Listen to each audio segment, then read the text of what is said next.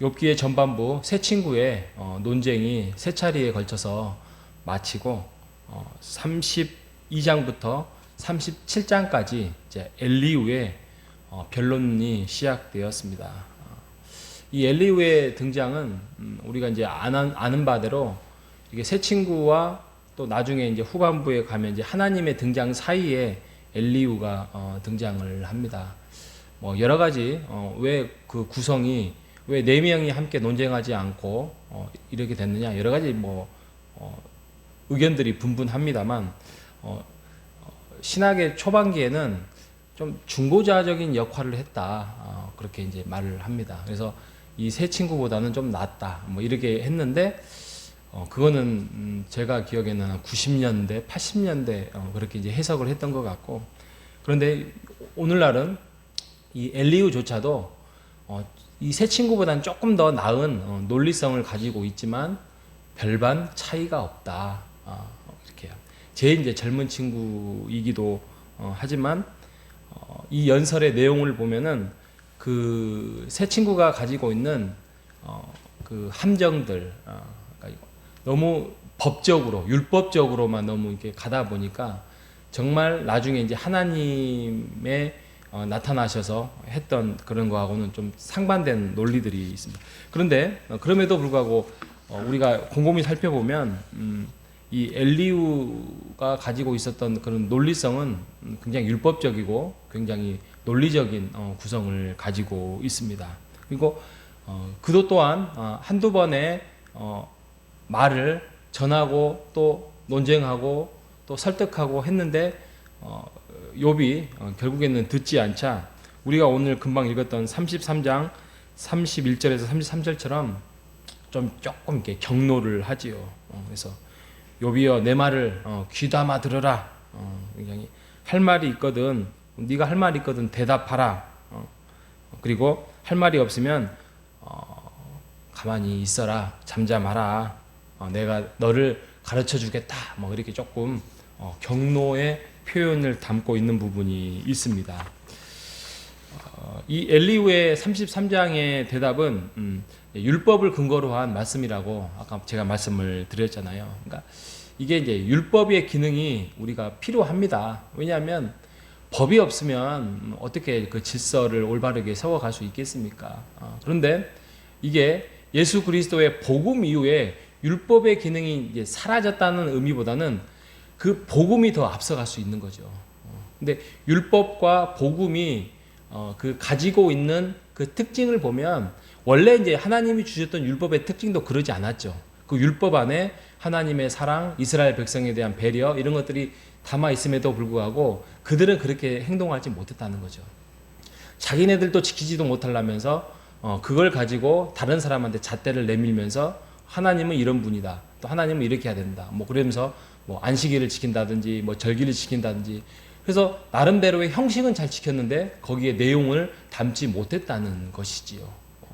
그런 인간의 연약함 때문에 결국에는 예수 그리스도가 오셔서 진정한 사랑의 깊은 것들을 이제 보여주셨잖아요. 그래서 율법이 아무리 완전하다 할지라도 결국에는 복음 앞에서는 그 복음이 율법을 다 포함하고 또 그 복음이 그 안에 더 뛰어넘는 하나님의 기쁘신 예수 그리스도 이 땅에 오셔서 우리가 알기도 전에 깨닫기도 전에 하나님의 뜻을 깨닫기도 전에 하나님께서 그 사랑을 실천해 주셨다는 것이지요. 그렇기 때문에 우리가 이 교회를 세워나가면서 우리가 교우들과 함께 더불어 살아갈 때 보면은 지나치게 율법으로 우리가 접근해서는 안 됩니다. 예를 들어서 한 집사님이 또 한 성도가 어떤 문제를 야기가 된다든가 또 연약해 있다든가 이걸 가지고 율법적으로 우리가 접근해서는 안 된다는 것이죠. 예를 들어 주일날 주일 성수를 범했다. 율법적으로 옳지 않지요. 그럼에도 불구하고 그것을 왜 오지 않았는지에 대해서 왜 주일을 빠지는 거에 대해서 율법적으로 접근할 게 아니라 그것을 마음에 여러 가지 배려와 또 사랑과 또 여러 가지 좀 격려와 이런 마음으로 우리가 다가서야 된다는 것입니다. 이게 진정한 하나님이 원하시는 하나님이 우리에게 보여주신 사랑의 모습이라는 것입니다. 그래서 율법은 그 죄를 드러낸다라는 차원이라고 정의를 한다면, 복음은 하나님이 우리에게 보여주신 그 은혜와 또 사랑과 그것으로 인하여서 우리가 그것을 마음으로 담고 우리가 겸손함과 낮은 마음과 또 더욱더 하나님을 섬기는 마음으로, 종된 마음으로 우리가 순종하는 것이 우리가 율법을 지키는 것이고, 또 진정한 율법을 뛰어넘어서 복음으로 사는 삶이다라는 말씀을 드립니다.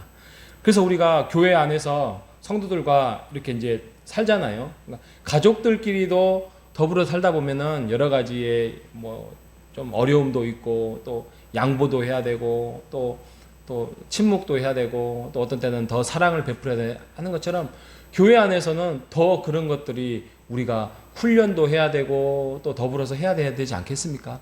그러기 위해서 하나님께서 우리가 교회로 묶어 주셨잖아요. 그래서 우리가 뭐 대인 관계를 하든 또 교회 공동체에서 하든 우리의 그리스도인으로서 가져야 할 당연한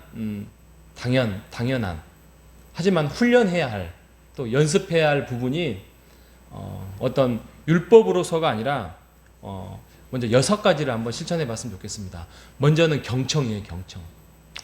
교회 안에서 잘 들어주고 또 상대방이 가지고 있었던 답답한 마음을 풀어주는 그런 마음 자세로 접근을 해야 되고요. 두 번째로는 그냥 경청을 해야 되겠다 끝나는 것이 아니라 공감을 해주시기 바랍니다. 그리고 듣고 정서적으로 감정으로 표현을 해주고 그들이 가지고 있었던 억울함이나 답답함을 공감해 주면서 같이 이해하는 그런 마음이 필요합니다. 그리고 세 번째로는 위로가 필요합니다. 위로. 교회는 위로죠. 위로. 그래서 혹시 고통이나 또 상처나 절망이나 슬픔에 빠져 있는 사람들한테 우리가 연민의 마음도 갖고 또 불쌍히 여기는 마음으로 인하여서 또 손을 잡아준다든지 등을 도닥거려준다든지 또 동성끼리는 또 포옹도 해주면서 어떤 위로를 해주는 그런 게 필요합니다. 네 번째로는 설득을 해야 됩니다. 이 설득은 뭐냐면 그 사람이 억울한 일에 당했어요. 그래서 내가 이것을 어떻게 할까? 그게 아니라 복수를 하려고 해요. 그 사람한테. 복수를 할 때 아니 그래서는 안 돼. 그건 하나님이 기뻐하는 일이 아니야. 또 원한을 품고 있어요. 그러면 원한은 또 죄를 낳고 그 죄는 또 복수를 낳기 때문에 그래서는 안 돼. 그러면서 그 불행을 막는 그런 설득을 시키는 게 필요하다는 것이요. 그리고 다섯 번째로는 칭찬해요. 칭찬. 우리가 이런 말 합니다. 한 가지의 어떤 충고를 하기 위해서는 9번의 칭찬이 필요하다. 이런 거죠. 그래서 상대방이 아무리 모나고 힘들어도 어떤 부족함이 있다 할지라도 그들이 가지고 있는 그 장점을 잘 세워주고 그 사람이 자존감을 회복할 수 있도록, 그래서 그 사람이 자학하거나 또 의기소침하지 않도록 칭찬해주는 그러한 공동체가 되기를 바랍니다. 마지막으로 6번째로는 격려해야 됩니다. 격려. 그래서 좋은 일이 있을 거야. 이번 일에 우리가 잘 통과하면은 좋은 일이 있을 거고, 우리가 이 일로 인해서 하나님이 기뻐하는 일을 우리가 더 성숙하고 아름답게 만들어갈 수 있고 하나님이 우리를 지어 가실 거야라는 그런 확신을 심어줘야 돼요. 그래서 그 사람이 가지고 있는 어떤 기운이라든지 힘을 북돋아 주면서 우리가 지금 잘하고 있다는 것을 우리가 격려해주는 그러한 힘이 필요합니다. 그런데 오늘 아까 말씀드린 것처럼 이 세 친구나 이 엘리후에게는 이런 것들이 없었던 거죠. 경청, 공감, 위로, 설득, 칭찬, 격려, 이런 것들이 없었습니다. 진정한 복음의 시대를 살아가는 오늘날 우리에게는 예수 그리스도에 받았던 사랑과 은혜가 있습니다. 우리가 그 은혜를 다시 한번 되새기고 기억하면서 우리가 교회 공동체 안에서 우리가 이러한 경청과 공감과 위로와 설득과 칭찬과 격려를 해 나가는 우리 호산나 교회 공동체가 되시기를 주님의 이름으로 축복합니다. 하나님 아버지 감사합니다. 우리에게도 죄성이 있기 때문에 이 땅을 살아가면서 우리보다 못하는 사람들을 보면은 왠지 새 친구와 엘리후처럼 율법으로 또 잣대로 접근할 때가 많습니다. 결국에는 정죄를 낳게 됩니다. 하지만 우리에게 보여주신 예수 그리스도를 주심으로써 보여주신 하나님의 사랑을 우리가 이 아침에 다시 한번 묵상하면서 우리가 그 사랑을 받은 자로서의 우리가 교회 공동체 안에서 또 이웃사랑을 위해서 우리가 그들을 위해서 기도하고 또 힘쓰며 또 우리가 함께 실천하는 오늘 하루가 될 수 있도록 인도하여 주시옵소서. 오늘을 살아가면서 우리가 하나님의 진정한 하나님의 나라를 확장시키는 그러한 사명자로 우리를 불러주셨사오니 그 사명을 잘 감당하면서 우리가 주어지는 힘대로 우리의 능력대로 우리가 그 삶을 실천하며 살아갈 수 있도록 하나님께서 이끌어 주시고 인도하여 주시옵소서. 비가 옵니다. 비가 오는 과정 속에서 모든 것들을 안전하고 오늘 하루를 잘 지킬 수 있도록 인도하여 주옵소서. 살아계신 예수님의 이름으로 기도합니다.